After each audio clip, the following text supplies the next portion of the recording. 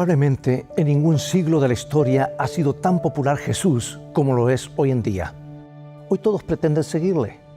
Pero ¿será que es posible ver a Jesús, observarlo, aplaudirlo, identificarnos con Él y hasta seguirlo solo para abandonarlo en una crisis porque pensamos que Él no está obrando como nosotros queremos? Es posible que esto suceda y que cuando descubramos nuestro error sea demasiado tarde para llorar. Le sucedió a un hombre. Podría sucederte a ti también. En un momento más regresaré.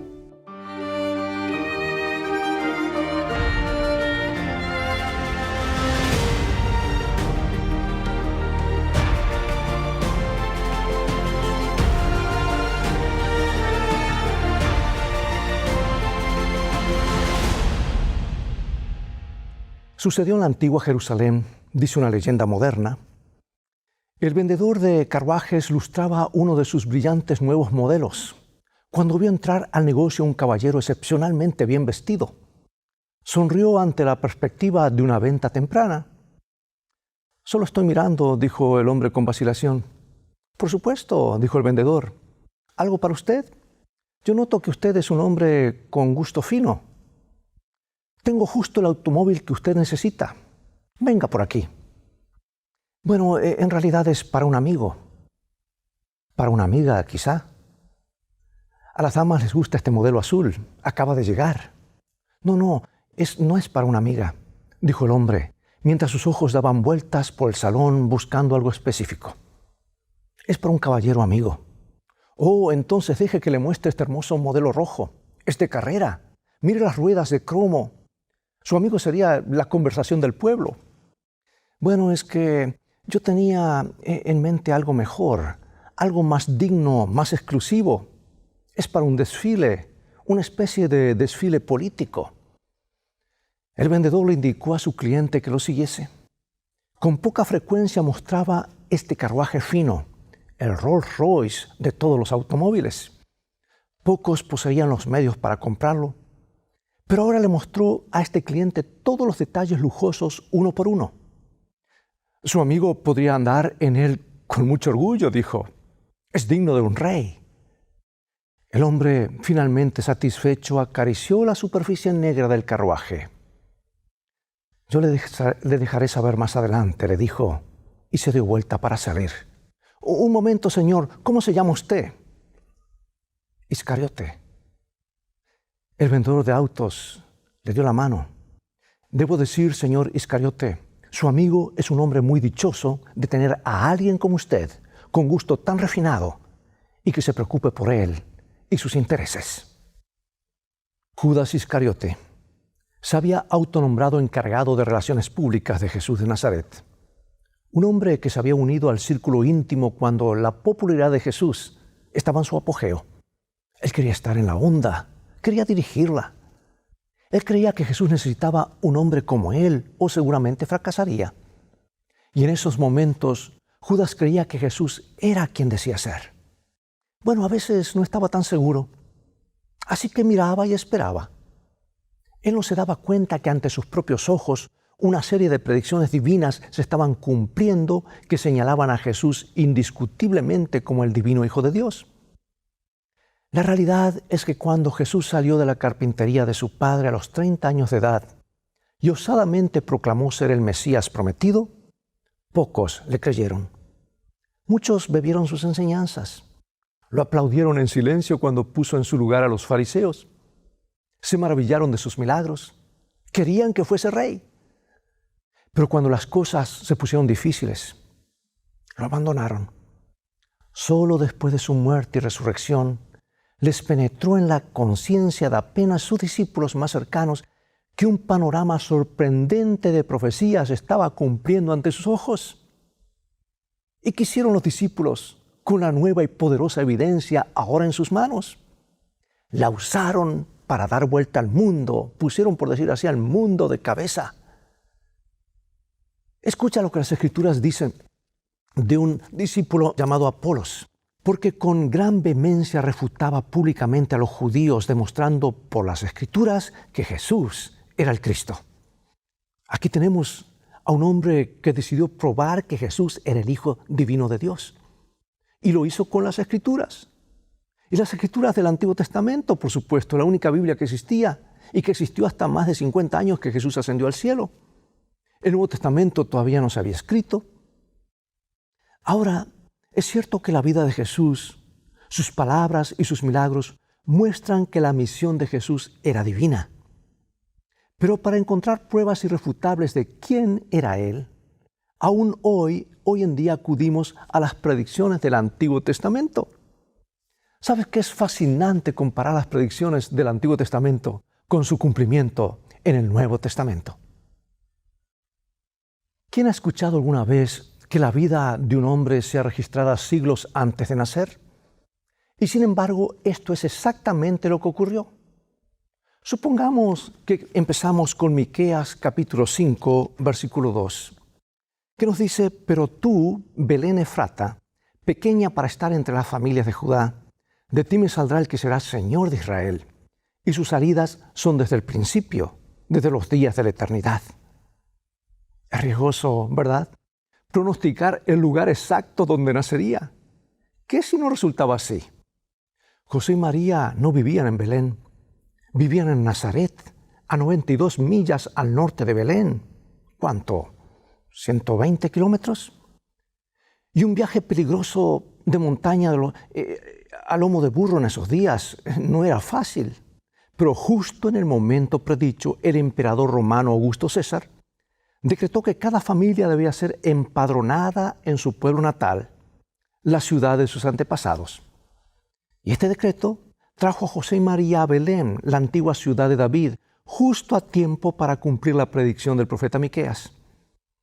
Bueno, el profeta Isaías también tenía algo que decir acerca del nacimiento de Jesús. Escucha lo que dice el profeta Isaías en el capítulo 7, versículo 14. «Por tanto, el Señor mismo os dará señal. He aquí que la Virgen concebirá y dará a luz un hijo, y llamará su nombre Emmanuel». Ahora, nota lo que Mateo, escritor del Nuevo Testamento, dice acerca del cumplimiento de esta predicción. San Mateo capítulo 1, versículos 22 y 23. «Todo esto aconteció para que se cumpliese lo dicho por el Señor por medio del profeta cuando dijo: He aquí una virgen concebirá y dará a luz un hijo, y llamarás su nombre Emmanuel, que traducido es Dios con nosotros». ¿Puedes notar cómo la historia del Evangelio del Nuevo Testamento coincide precisamente con la profecía del Antiguo Testamento? Ahora, mira, está la siguiente predicción que creo te va a gustar, especialmente si eres matemático. ¿Sabías tú que más de 500 años antes del nacimiento de Cristo, una importante profecía fue dada que predecía exactamente el año en que Jesús comenzaría su ministerio? Leamos entonces este pronóstico divino en Daniel 9, 24 y 25. 70 semanas están determinadas sobre tu pueblo y sobre tu santa ciudad para terminar la prevaricación y poner fin al pecado y expiar la iniquidad, para traer la justicia perdurable y sellar la visión y la profecía, y ungir al Santo de los Santos. Sabe pues y entiende que desde la salida de la orden para restaurar y edificar a Jerusalén hasta el Mesías príncipe habrá 7 semanas y 62 semanas. Se volverá a edificar la plaza y el muro en tiempos angustiosos. Ahora hagamos cálculos. Vamos a ver este diagrama. El tiempo mencionado, 7 semanas y 62 semanas, que equivale a 69 semanas, ¿verdad? 62 más 7. Contando 7 días por semana tenemos 483 días. Ahora, la Biblia nos da la clave para comprender el tiempo profético. En Números 14 y Ezequiel 4 indican que un día profético equivale a un año literal cuando se refiere al tiempo profético, por supuesto. Así que debemos interpretar que pasarían 483 años entre el decreto de restaurar y reedificar Jerusalén hasta el tiempo cuando Jesús comenzaría su ministerio. cuando sería ungido como Mesías príncipe. Bueno, este decreto predicho fue editado en el año 457 a.C. por el rey Artajerjes. Entró en efecto en el otoño de ese año. Esto es solo un poco más que 456 años antes de Cristo. Así que restamos 456 a 483 y ¿sabes qué? Nos lleva exactamente al otoño del año 27 después de Cristo. ¿Qué ocurrió entonces? En el año 27 después de Cristo fue el año del bautismo de Jesús. Porque fue en su bautismo, por supuesto, cuando el Espíritu Santo descendió sobre él, ungiéndole, así como el Mesías, declarándolo como el Mesías venidero, el Mesías prometido. Bueno, ahora llegamos a otra predicción notable escrita 500 años antes de que Jesús apareciera en esta tierra. Y está en el libro de Zacarías, capítulo 11. Y les dije, si os parece bien, dadme mi salario, y si no, dejadlo. Y pesaron por mi salario 30 piezas de plata. Y me dijo Jehová, échalo al tesoro, hermoso precio con que me han apreciado. Y tomé las 30 piezas de plata y las eché en la casa de Jehová al tesoro. Aquí, amados, es donde Judas entra en escena. Judas, quien quería esperar y ver antes de comprometerse de lleno con Jesús. Judas, quien creía que Jesús había perdido todas las oportunidades y necesitaba un hombre como él para dirigir sus actividades, alguien de relaciones públicas. Judas, quien quería hacerse famoso y lo logró, pero ¿a qué precio? Y cómo su nombre ha quedado marcado para siempre. Judas Iscariote, quien trató de manipular el curso de los eventos predichos por la profecía divina. Y sin saberlo, él mismo llegó a ser parte del cumplimiento. Y aquí tenemos 3 predicciones llamativas. Una, la cantidad exacta de dinero con la que vendió a Jesús. 2, dónde sería arrojado el dinero. Y 3, qué se compraría con ese dinero. Pero ahora, nota algo importante. No permitas que nadie te diga que Judas fue una víctima de la profecía. Judas no tuvo que hacerlo. Él tuvo oportunidad tras oportunidad. No fue sino hasta que salió del aposento alto en la última cena para entregar a Jesús a sus enemigos. No fue sino hasta entonces que pasó más allá del límite del arrepentimiento. Solo entonces su decisión fue final. ¿Sabes? Judas nunca pensó que Jesús permitiría ser tomado por la turba enardecida. Él creyó que Jesús se libraría con algún milagro espectacular y entonces el pueblo finalmente lo coronaría rey y Judas recibiría el crédito por todo. Él esperó que Jesús sorprendiese a sus enemigos. Él esperó el gran momento, pero nunca llegó. Cuando el juicio en el salón de Caifás estaba llegando a sus momentos finales, la verdad lo comenzó a oprimir. Y con terror Judas comprendió que Jesús no se iba a liberar. Y Judas no pudo soportar el peso de su culpa por más tiempo. De repente una voz ronca sonó por el salón de juicio, llenando de terror los corazones presentes. Él es inocente, sálvalo, Caifás. La alta figura de Judas, pálido y desgreñado, se abrió paso entre la turba. Corriendo hacia el trono del juicio, Judas arrojó ante el sumo sacerdote y los sacerdotes allí presentes las 30 piezas de plata, esas monedas, el precio del Señor Jesús. Judas se aferró al manto del sumo sacerdote rogándole que soltara a Jesús. ¡Qué pecado!, gritó. Pero Caifás solo sacudió su manto para liberarse de él. ¿Y a nosotros qué? Era evidente para todos los presentes que los sumos sacerdotes habían sobornado al discípulo débil para que vendiese a Jesús. Me lo imagino tornándose a Jesús, arrojándose a sus pies, rogándole que se libre a sí mismo de la turba. Pero ni Caifás ni Jesús mismo podían revertir su acto de traición. Él no podía soportar ver a Jesús crucificado.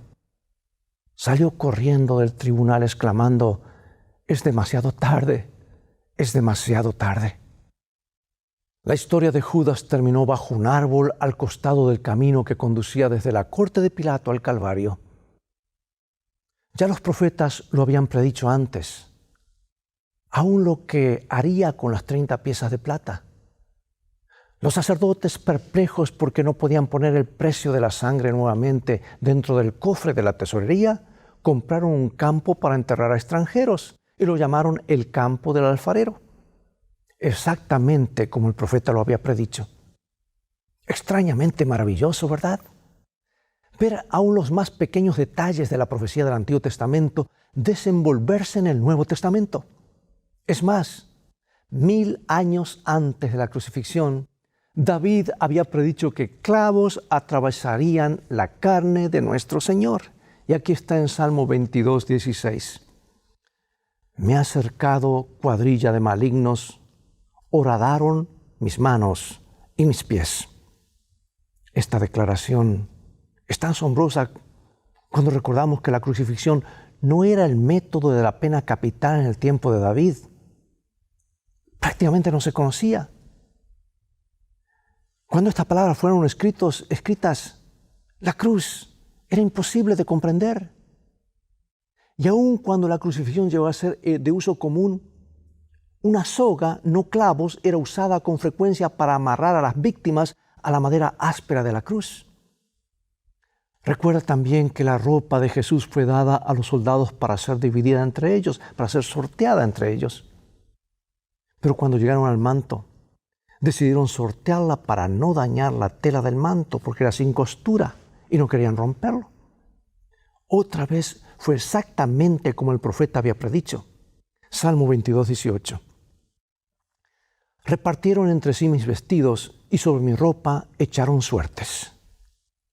Amigo y amiga, si esos soldados hubiesen dividido ese pedazo de tela equitativamente entre ellos, o si Jesús hubiese sido amarrado a la cruz en vez de ser clavado, o si Él hubiese sido vendido por 40 piezas de plata en vez de 30, o si los sacerdotes hubiesen hecho otro uso del dinero, que era el precio de la sangre, entonces alguien podría tener razón para dudar de la verdadera identidad de Jesús de Nazaret y preguntarse si Él realmente era quien decía ser. Pero la exactitud increíble de las palabras de los profetas del Antiguo Testamento no dejan lugar a duda, para nada. ¿Te das cuenta de lo que hemos estado haciendo? Hemos estado formando una imagen de una profecía bíblica cumplida. Es así como un rompecabezas, pieza por pieza, y todas coinciden. Pero hemos estado haciendo algo más. Hemos estado edificando un cuadro completo de nuestro Señor Jesús en el Antiguo y en el Nuevo Testamento. Pero ahora sígueme con cuidado. Jesús cumplió la profecía.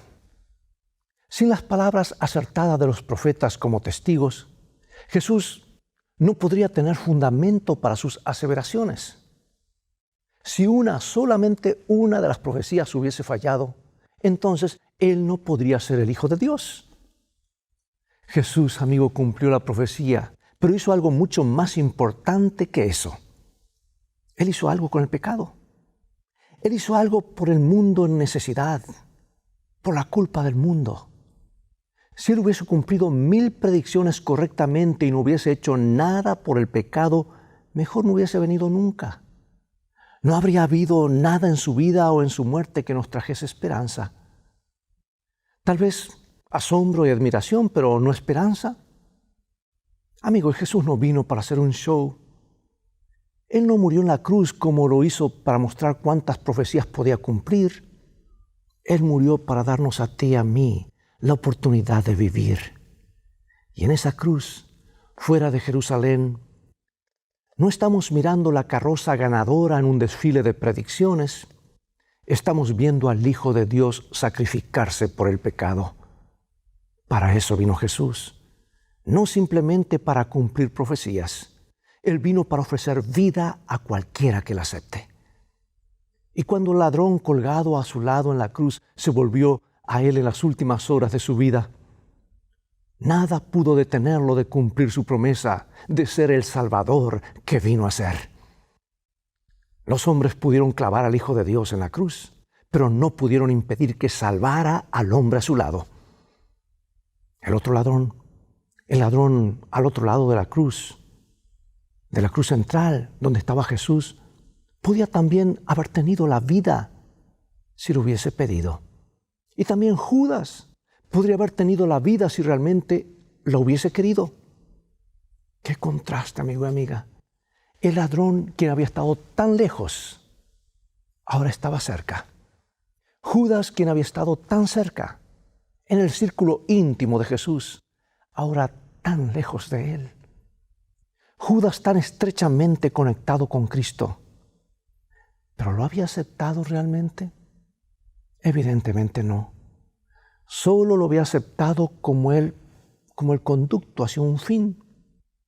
Lo había aceptado siempre y cuando una conexión con Jesús hubiese promovido a Judas. Leo de mi autora favorita, Elena de White, en ese hermoso libro que te recomiendo, El deseado de todas las gentes, página 659, y luego la página 655. En todo lo que Cristo decía a sus discípulos, había algo con lo cual Judas no estaba de acuerdo en su corazón. Bajo su influencia, la levadura del desamor estaba haciendo rápidamente su obra. Los discípulos no veían la verdadera influencia que obraba en todo esto, pero Jesús veía que Satanás estaba comunicando sus atributos a Judas y abriendo así un conducto por el cual podría influir en los otros discípulos. Y esto Cristo lo declaró un año antes de su entrega. ¿No he escogido yo a vosotros 12, dijo, y uno de vosotros es diablo? La historia de Judas presenta el triste fin de una vida que podría haber sido honrada de Dios. Si Judas hubiese muerto antes de su último viaje a Jerusalén, habría sido considerado como un hombre digno de un lugar entre los 12, y su desaparición habría sido muy sentida, a no ser por los atributos revelados al final de su historia. El aborrecimiento que le ha seguido a través de los siglos no habría existido. Pero su carácter fue desenmascarado al mundo con un propósito. Había de servir de advertencia a todos los que, como él, hubiesen de traicionar cometidos sagrados.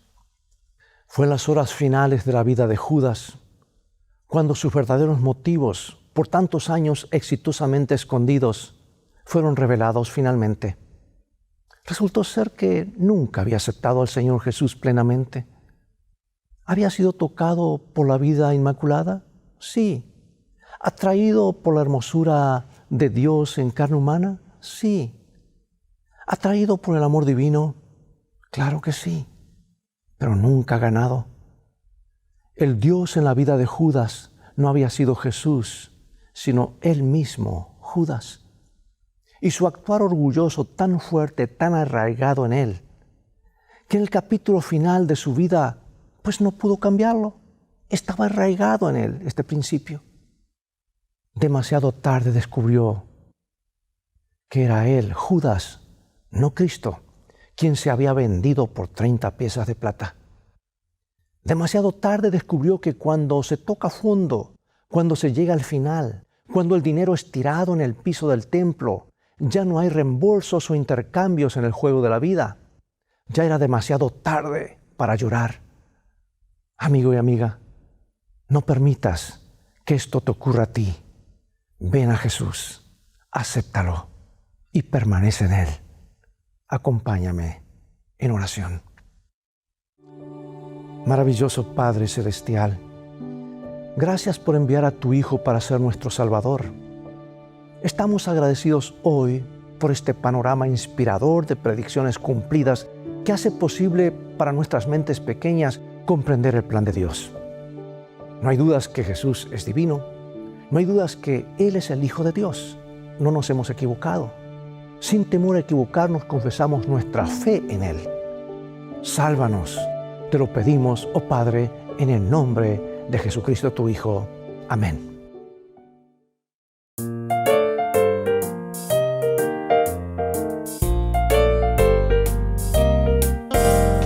He de vivir por siempre, he de vivir por siempre, porque Cristo murió por mí, yo he de vivir por siempre.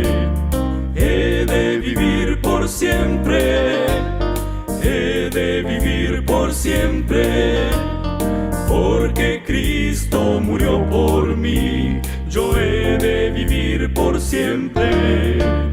Yo he de estar por siempre allí, como gema de mi gran Rey, pues Cristo murió en la cruz por mí y viviré por siempre. La cruz decía, aquí está el Rey, y así se mofaban del Señor. Con su dolor y la burla cruel, me dio perdón por siempre.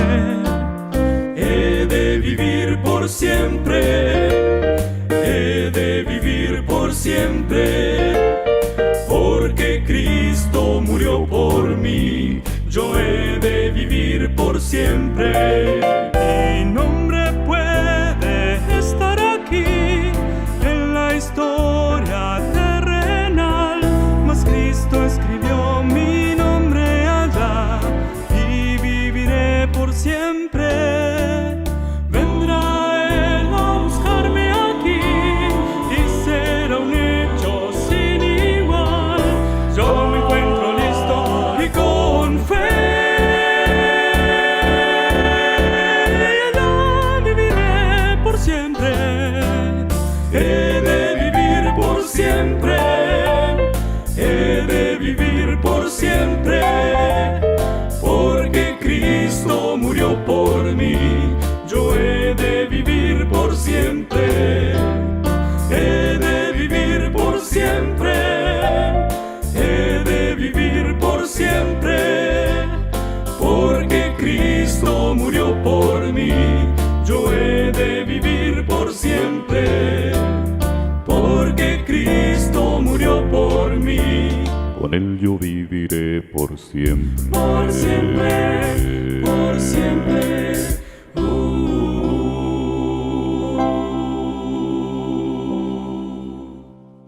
Bien, amigos y amigas, todo el tiempo que tenemos por hoy ha llegado el momento de despedirnos.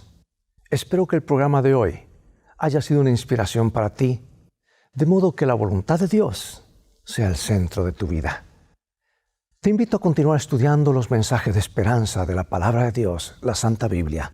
Así que visítanos cuando puedas a nuestro sitio de internet escritoestá.org, donde podrás obtener una variedad de estudios bíblicos, ver este programa nuevamente, recomendarlos a tus amigos, ver otros programas y los devocionales diarios, una mejor manera de vivir.